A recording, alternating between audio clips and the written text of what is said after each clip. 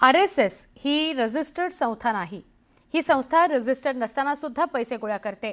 दान गोळा केल्या जातात, त्यांची गुरुपूजा घेतली जाते। असा सार्वजनिक पैसा गोळा केल्यानंतर त्याचा हिशोब जनतेला दिलाच पाहिजे।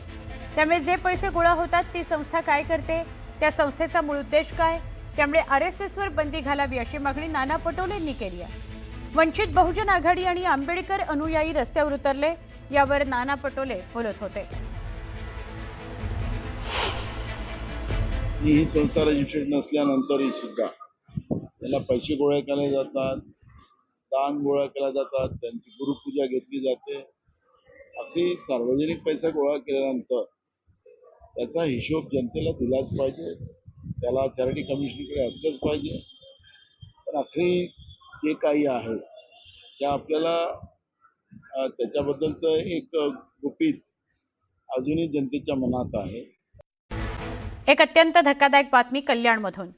कल्याणमध्ये 2 वर्षाच्या चिमुरडीवर खुनाच्या प्रयत्नाचा गुन्हा दाखल करण्यात आलाय। पोलिसांच्या या अजब कारभारामुळे परिसरात संताप आहे। कल्याणच्या मोहने परिसरात दगडफेक झालेली होती। 25 ते 30 जणांवर या प्रकरणात गुन्हा दाखल झाला आणि याच गुन्हा दाखल झालेल्यांच्या यादीमध्ये 2 वर्षाच्या लहान मुलीचं नाव असल्याने संताप होतोय। 2 दिवसांपूर्वी फटाक्याच्या वादातून दगडफेक आणि तोडफोडीची घटना कल्याणमध्ये घडली होती। घटनेचा व्हिडिओ व्हायरल झाल्यावर पोलिसांनी दोन्ही गटातल्या काही लोकांवर गुन्हे दाखल केले। त्या गुन्हे दाखल केलेल्यांच्या यादीमध्ये 2 वर्षाच्या चिमुरडीचा समावेश आहे। या 2 वर्षाच्या चिमुरडीने पण दगडफेक केली, मारहाण केली, हत्येचा प्रयत्न केला, अशा प्रकारचे गुन्हे तिच्यावर दाखल करण्यात आले। या चिमुरडीचं नाव या गुन्ह्यातून वगळा अशी मागणी मुलीचे कुटुंबीय करतायत। तक्रारदाराच्या माहितीवर आम्ही गुन्हा नोंदवला अशी चौकशी, आता या प्रकरणाची चौकशी सुरू आहे असं अजबगजब उत्तर पोलिसांनी दिलं।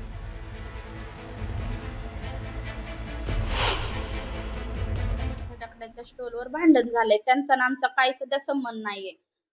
त्यांनी येऊन दगडफेक केली आमच्या एरियामध्ये। मग आम्हाला सगळ्या महिलांना लागलं, हे झालं, आम्ही पोलीस स्टेशन मध्ये गेलो। मग त्यांनी आम्हाला दवाखान्याची चिठ्ठी दिली। मग आम्ही दवाखान्यात गेलो, मग त्यांनी उपचार केला, आम्ही घरी आलो। तर दुसऱ्या दिवशी आम्हाला माहिती पडलं माझ्या मुलीवर 307 गुन्हा दाखल झाला आहे, हाफ मर्डरचा। मग त्यांनी काय बघितलं नाही, काय नाही, तरी पण माझ्या मुलीवर त्यांनी गुन्हा दाखल केलाय। मग पोलीस काय करतात, आमच्या गरिबांना न्याय देतात का नाही? उपमुख्यमंत्री एकनाथ शिंदे नवी दिल्लीमध्ये दाखल झालेले आहेत। काल मध्यरात्रीच उपमुख्यमंत्री एकनाथ शिंदे नवी दिल्लीत दाखल झालेले आहेत। नवी दिल्लीत काही महत्त्वाच्या बैठकांकरता ते दाखल झालेत अशी माहिती मिळते।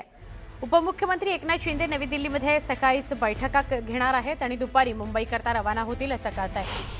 म्हणजे फर्स्ट हाफमध्ये त्यांच्या काही बैठका आहेत आणि मग दुपारनंतर ते पुन्हा मुंबईकडे रवाना होतील। काल मध्यरात्रीच ते दिल्लीला पोहोचलेले आहेत असं कळत आहे। सकाळपासून त्यांच्या वेगवेगळ्या बैठका आहेत आणि त्याकरता ते दिल्लीला गेलेत असं कळत आहे। मुंबई महापालिकेकरता भाजपकडून 150चं टार्गेट ठेवण्यात आलं। 150+ असं यावेळेला टार्गेट आहे। केंद्र आणि राज्यापाठोपाठ मुंबई महापालिकेत वर्चस्व प्रस्थापित करण्याकरता भाजपकडून आखणी आणि नियोजन पूर्ण झालंय असं कळत आहे। 150 जागांवर उमेदवार उतरवण्याचा भाजपचा प्रयत्न आहे। शिंदे गटाला 65 ते 75 जागा द्यायला भाजप अनुकूल आहे असं सूत्रांकडून कळत आहे। मवियाचं प्राबल्य असलेल्या प्रभागात मतांची फाटाफूट झाली तर फायदा होण्याचा भाजपचा अंदाज आहे। राज आणि उद्धव या समीकरणावरही अनेक राज्य गणित ठरणार आहेत।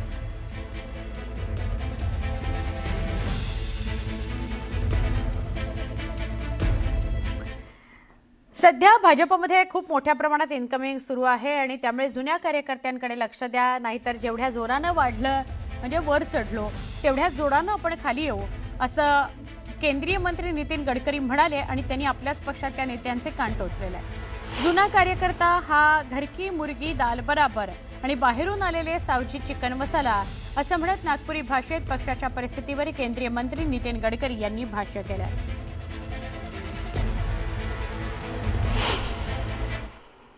कारण असा आहे की चांगला माणूस असतो घर की मुर्गी डाल बराबर, त्यामुळे बाहेरचा चिकन मसाला सावजीचा चांगला लागतो। जरा जुन्या लोकांकडे लक्ष ठेवा। हे जोपासलेले कार्यकर्ते माझ्या का आता मी तर नाही आहे, तुम्ही नेतृत्व करता, जर या प्रामाणिक कार्यकर्त्याची तुम्ही कदर नाही केली तर जेवढ्या जोराने वरती चालल्यात तेवढ्या जोराने खाली आल्याशिवाय राहणार नाही, हे तुम्ही लक्षात ठेवा. त्यामुळे जुन्या कार्यकर्त्याची आठवण लक्षात ठेवा.